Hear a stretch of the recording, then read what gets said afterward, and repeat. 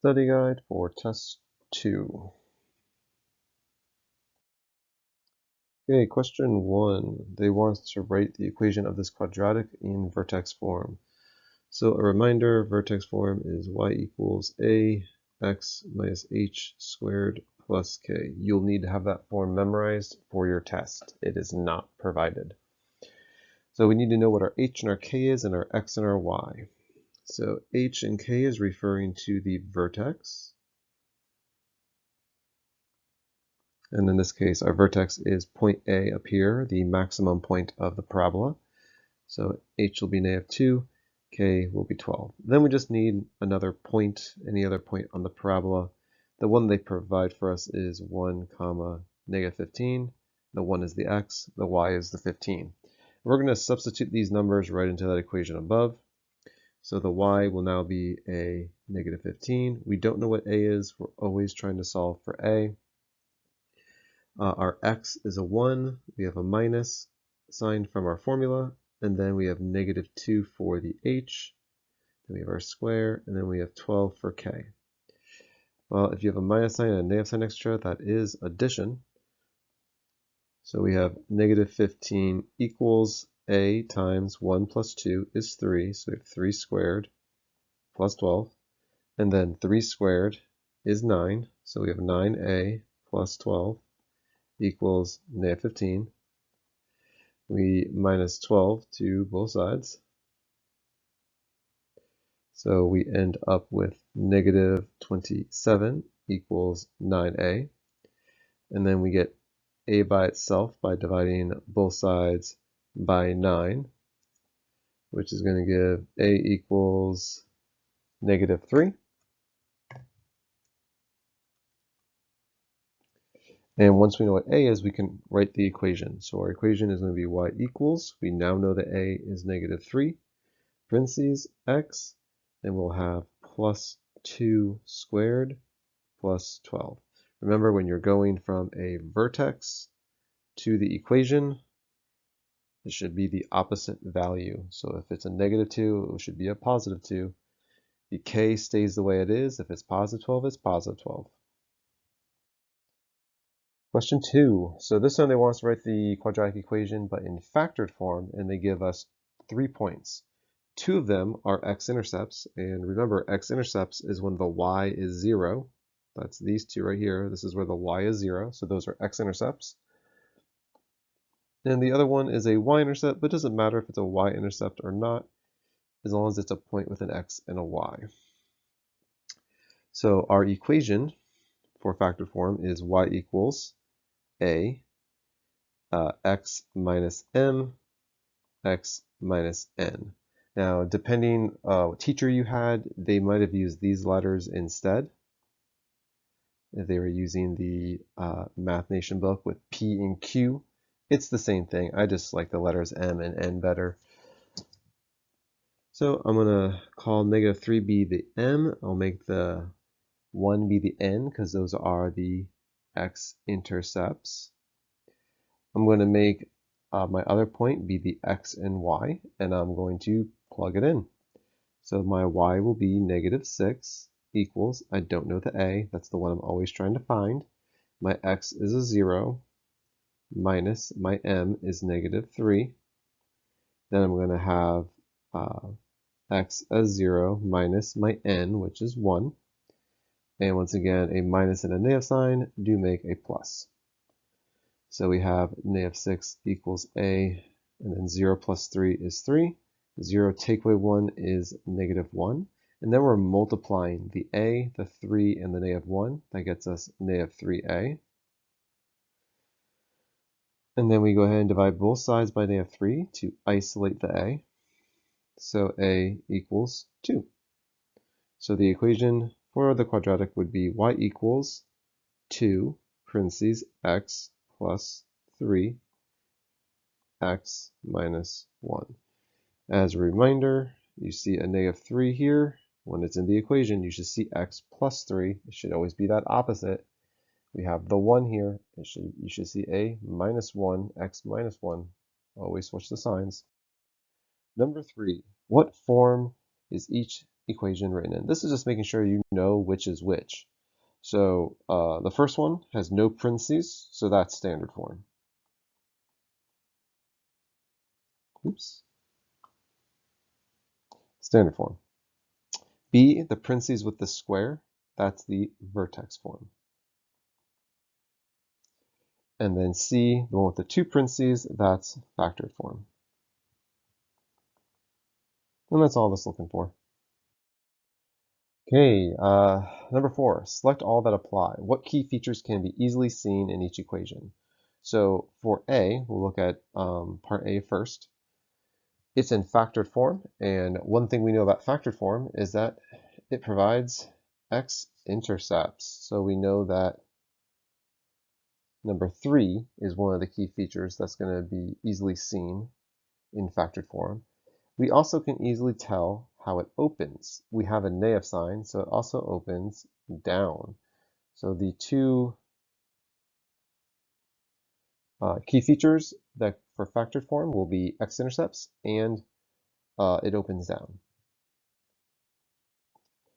Okay, well, looking at question, part B here, this one is standard form. In standard form, the key features that works for that is standard form. This back value is the y-intercept. So number 2 is one of the things we can easily see in standard form. And we can also tell how the graph opens. So this is a positive 2, so it opens up. And I'm going to throw in a little extra one for us video watchers here. If I do say a part C, where I have f of x equals negative 3x plus 2 squared plus, I don't know, 15, what would be the key features of this? Well, this one is vertex form, which means the key feature that would be good for this one would be the vertex. And since it's a negative, it would open down. And so those would be the key features that work for that particular type of equation. Number 5, it wants us to graph this parabola. Okay, we want to first figure out how does this open. Well, we look at the a value here. It's a negative, so it opens down. Our vertex comes from our h and our k, and the question I always like to ask is what number minus 1 would equal 0? Positive 1. That's the x part of our vertex. The 6 is what it is, and that is the y part of the vertex. So we have a point at positive 1, positive 6. And right there is the vertex. Next thing it's asking for is axis of symmetry. Now remember from class that the axis of symmetry is on top of the vertex, or you can say the vertex is on top of the axis of symmetry. The axis of symmetry is a line. It is a dashed line. It's invisible, but it's there for us. And we represent it with a dashed line. Seeker students, I better see that dashed line on your test. Now, that is going through the number going through positive 1 on the x-axis. So it's an equation because it's a line, so we say the axis of symmetry is x equals 1. And remember, these two numbers should be the same. Don't forget to trust the equals. I do take off points for that. Now we need another point. I'm asking you to find the y-intercept just so we can easily graph this. So remember, the y-intercept has the x value of 0 because it's showing up on the y-axis. So I know the x of that point is 0. So if I want to find the y, and remember f of x is just a fancy way of saying the letter y, we're going to take our 0 and plug it in to x. So 0 take away 1 is negative 1. Negative 1 squared is negative 1 times negative 1, so that's positive 1. Negative 2 times 1 is negative 2, and then negative 2 plus 6 is 4. And so the y part of our y-intercept is 4. When you plug in an x, you get a y. Therefore, we have our point right here And by using the axis of symmetry, if we have a point 1 unit to the left, then we have another point 1 unit to the right of it. So it's symmetrical. And then I create my U-shape. Do your best to make a U, not a V. This is a U-shaped graph. All right, number 6. All right, this time we're graphing a parabola, but it's in factored form. So we want to figure out, does this graph open up or down? So we don't see a number in front. We don't see an A value. So it's technically an invisible one. It's positive. So this graph is going to open up. Then we want to know the x-intercepts. So keep in mind, x-intercepts have zeros in the y position because it's on the x-axis. And we find them by asking the question, what number plus 3 would equal 0? -3. What number minus 5 equals 0? +5. And so I'm going to go ahead and mark those points.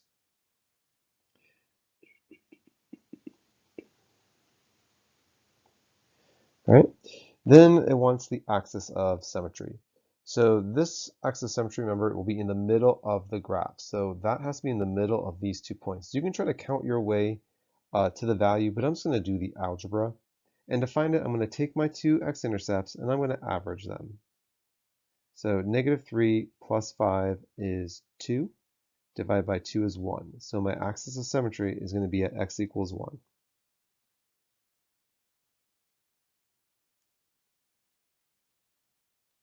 And so that's right in the middle of the graph. You can see it's 1, 2, 3, 4 units to the right, 1, 2, 3, 4 units to the left. So those points are equal distance apart from each other from the axis of symmetry. So we want to go ahead and find the vertex so we can make our U. Now, as we talked about before, the axis of symmetry and the vertex have the same x value. So the x for our vertex is going to be 1 because it has to be on top of this axis of symmetry because the vertex is in the middle of the graph, just like the axis of symmetry is. But to find the y part of the vertex, we go to our equation, f of x equals 1, x plus 3, x minus 5, and we're going to replace those x's with a 1. And if we plug the 1 in, we'll find its y. And remember, f of x, it's a fancy way of saying y. So 1 plus 3 is 4. 1 take away 5 is -4. And so we have y equals -16. Now you're like, well, my graph, I can't mark -16. And that is true. You can't. Not easily. So all I'd ask you to do is, just for the sake of this problem, we're going to mark this down here as -16. We're going to put the point, even though we know this is not going to be perfectly accurate, we can kind of just get the shape. This is just for practice. The ones on your test will fit perfectly on the 10 by 10 graph. And so that's good enough for our demonstration purposes. Simplifying a radical. So this problem, part A, can be rewritten as the square root of -1 times the square root of +25. And the square root of -1 really means we write it as the letter I to represent it. And we know the square root of 25 is just 5. So we have 5i as our answer. So this one, part B, we can rewrite it as the square root of -1 and the square root of 147.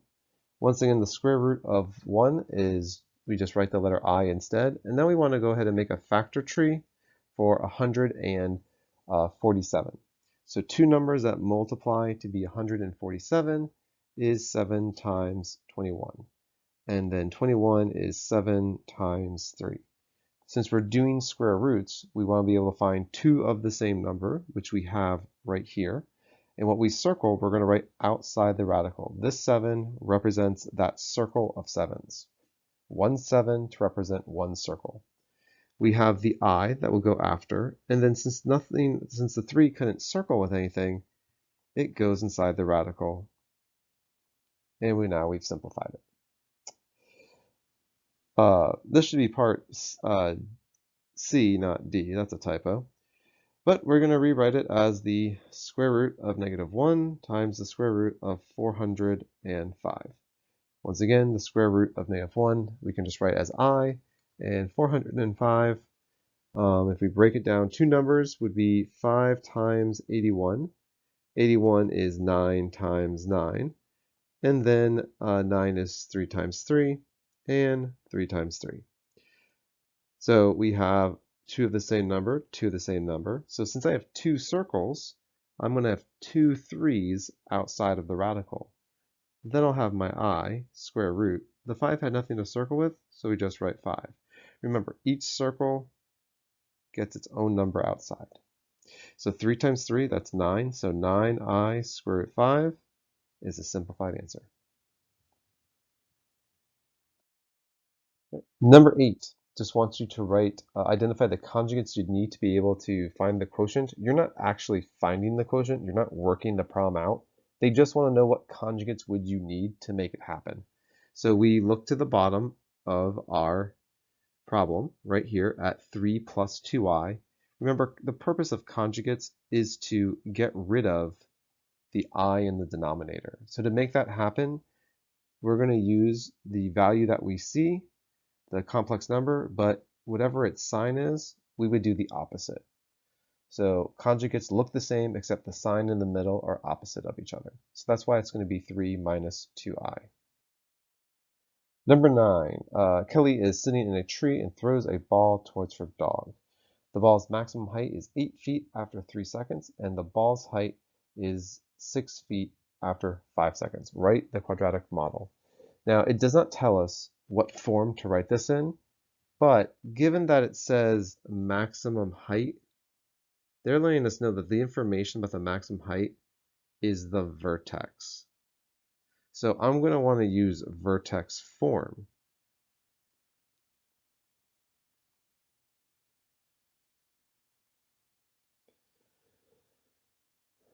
So that means 8 feet after 3 seconds is referring to the vertex. Now, keep in mind what I've taught you in class is that time is always going to be referring to the x-axis, and therefore the height is going to refer to the y-axis. So this 8 feet after 3 seconds, so 3 seconds, 8 feet, your point is 3, 8. And then the ball's height after 5 seconds is 6 feet right here. So 5 seconds, 6 feet. That's your other point. So our vertex is 3, 8. And the point we're going to use to help us find A is going to be 5, 6, meaning that this is going to be the H, this is the K, that's the X, that's the Y. So we just plug in 6 is the Y, we're solving for A, X is 5 minus H is 3 square plus 8 because 8 is K.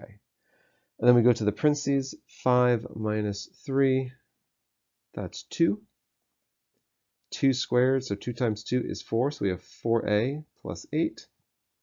We want to get a by itself, so we're going to minus the 8 over, and we're going to get negative 2 equals 4a. Get a by itself by dividing both sides by 4, and we get negative 0.5 for a. So our equation, which is what they're referring to as the model, is y equals negative 0.5 x minus 3 squared plus 8. Number 10, please be careful with these. People tend to go with these, do these way too fast. And when they do that, they make easy mistakes.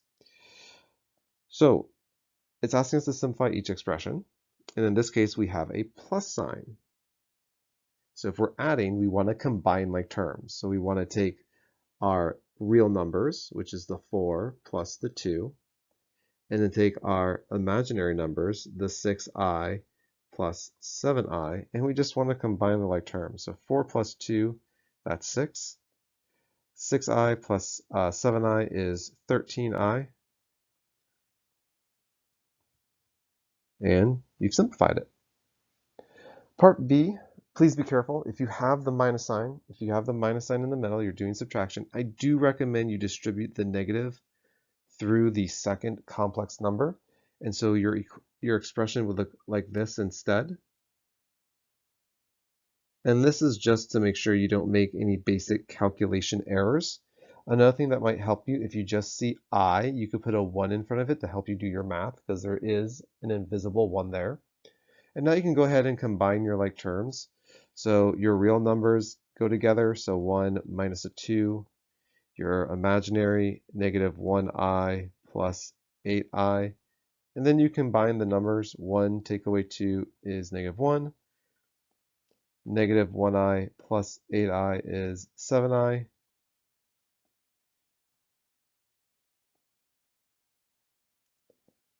and you've subtracted them. 11 is dealing with multiplication. Please be careful. Multiplication is not addition and subtraction like before. There's no sign in the middle. This is times because you don't have a plus or a minus sign between the parentheses. And the way I like to do it is with the area model. I'm going to need 2 rows, 1 for the 9, 1 for the 6i. 2 columns, 1 for the 7, 1 for the 6i. And then I'm going to start multiplying. 9 times 7 is 63. 9 times 6 is 54i. 7 times negative 6i is negative 42i. And negative 6i times 6i is negative 36i squared. Once again, a very common mistake when people are doing their work is they forget to put the square there, which gets them the wrong answer. So as we're going through this, we have our 63, but here we have like terms, and we should combine them. So 54 minus 42i is 12i. So plus 12i minus our 36i squared. Now remember from class that I squared actually has a value, and it's negative 1. So anywhere I see an I squared, I can rewrite a negative 1 there instead. So this is really negative 1 times negative 36 is positive 36. And then we can go ahead and combine our like terms. So 63 plus 36 is 99 plus 12i. For part B, it's the same question. They just put a little square there, which means this is really trying to say that there is 2 of these 2 minus 5i's. And then you can just use your area model, just like last time, to multiply this out.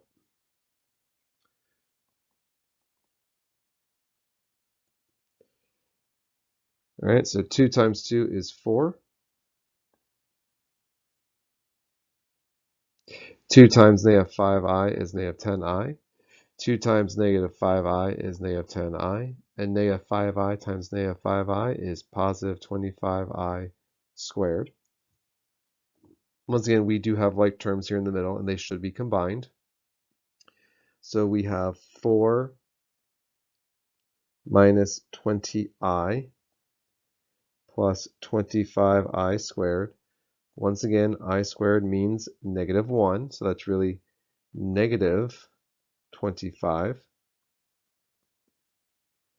And then we want to combine like terms, and so we have a 4 and a negative 25, so that's going to give us negative 21 minus 20i.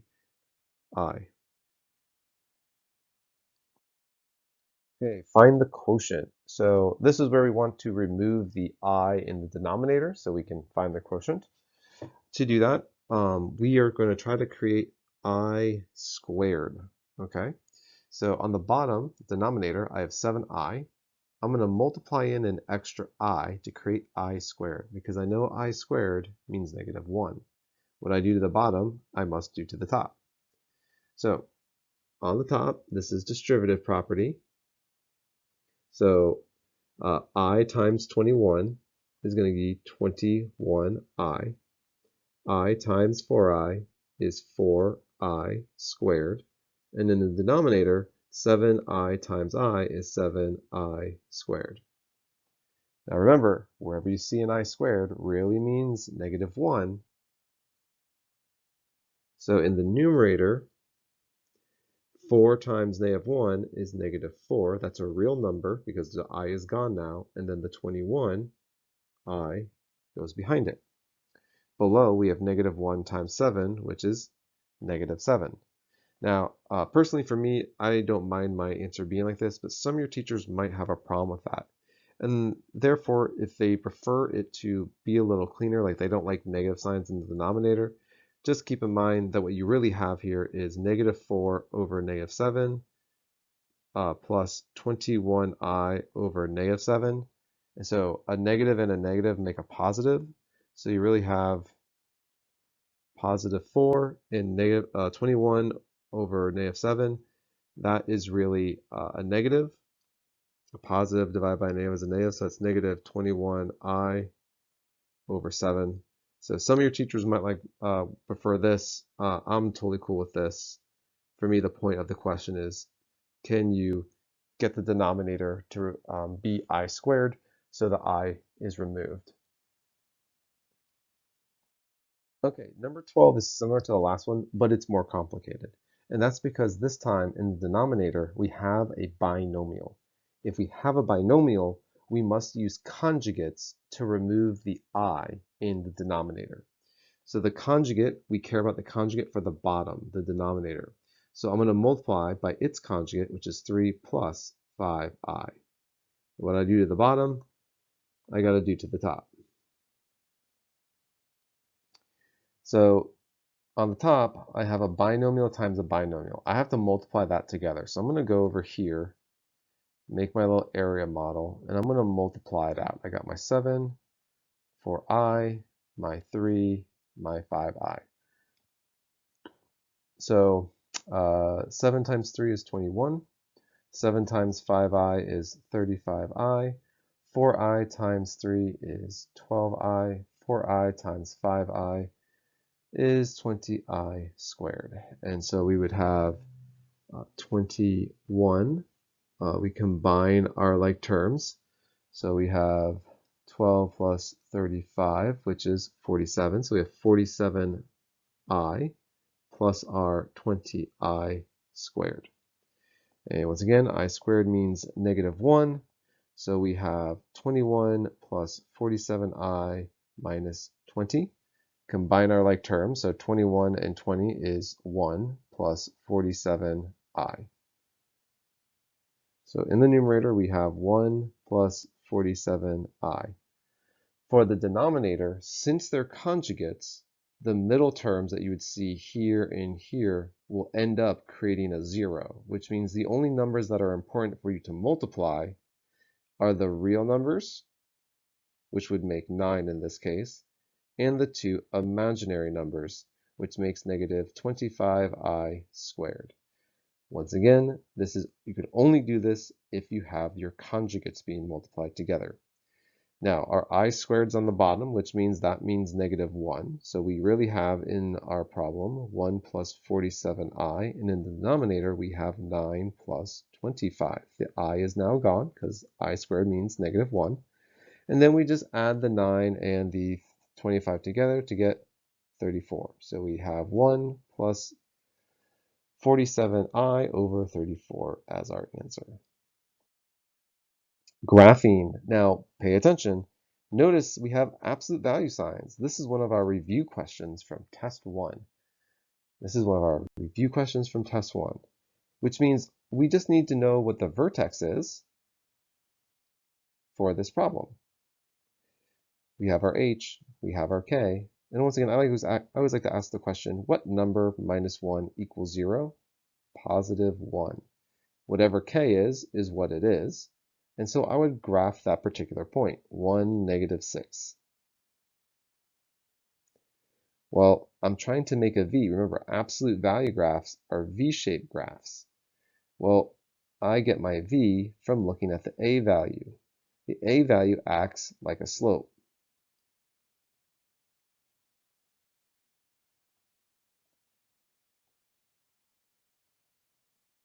And so I have a 2. Well, slope is rise over run, so I need my run. If I can make any whole number into a fraction by putting a 1 underneath it. Now my 2 is positive, which means I count up to. And the 1 below lets me know that I count 1 in both the direction. Remember, I'm trying to make a V shape. So starting at my vertex, I'll go 1 in to the right. I'll go back to the vertex, up 2, 1 to the left.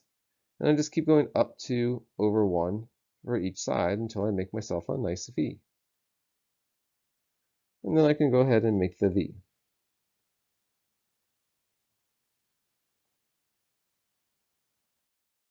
Number 14, this is another one of our review questions from the last test. It's asking us to solve this absolute value equation.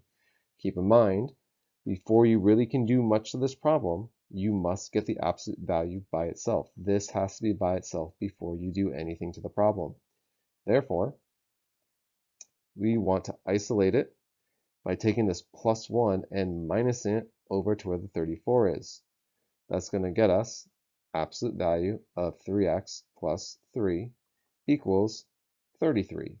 Now 33 is a positive number. Since it's positive, we're going to have two solutions, so we need two equations.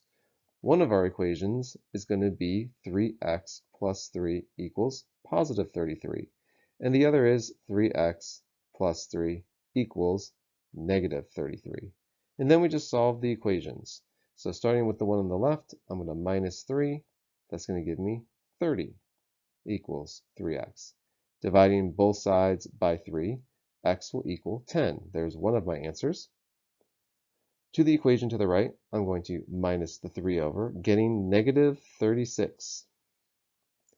Divide by 3. X is going to equal negative 12. Last problem. Another review question. A little bit harder this time. We got some extra numbers on the outside. We want to go ahead and get the absolute value by itself. We want to start with any addition and subtraction first. So we're starting with that minus 6. We're going to add it over to the 34, giving us 40.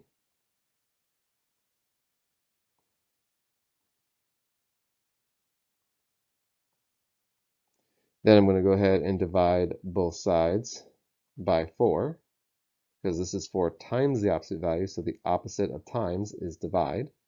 So now I'm left with the absolute value of 5 minus 2n equals 10, because 40 divided by 4 is 10. Once again, I look to this number now that the absolute value is by itself, and it's positive, which means two solutions, so I need two equations. One that equals a positive 10, and one that equals a negative 10. So now I go ahead and I just solve. I'm going to minus the 5 over to the 10. I'm going to get 5 equals negative 2n. I'm going to divide both sides by negative 2. So n equals negative 2.5. Here, I'm going to minus 5 to both sides. I'm going to have negative 15 equals negative 2n. Divide both sides by negative 2. And n is going to equal 7.5. Yeah.